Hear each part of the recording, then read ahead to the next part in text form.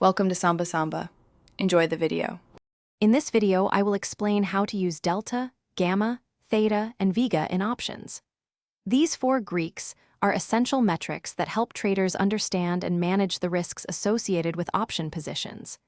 They provide insights into how an option's price might react to various market factors, such as movements in the underlying asset, the passage of time, or changes in market volatility. Understanding these concepts is crucial for making informed trading decisions and constructing effective option strategies.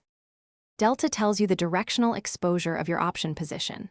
For instance, a delta of positive 0.5 suggests your option price will increase by 50 cents for every $1 rise in the underlying asset. Gamma, on the other hand, measures how quickly your delta changes. A high gamma indicates that your delta will shift significantly with even small price movements, making your position more sensitive to market fluctuations. Theta represents the time decay of an option's value. For long option positions, theta is usually negative, meaning the option loses value each day as it approaches expiration. This decay accelerates significantly in the final 30 to 45 days. Vega measures an option's sensitivity to changes in implied volatility.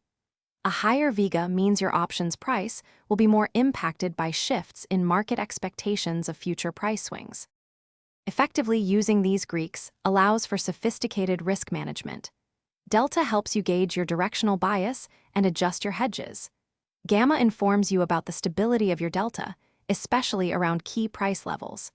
Theta guides your decisions on option duration, favoring shorter terms for selling premium and longer terms for buying.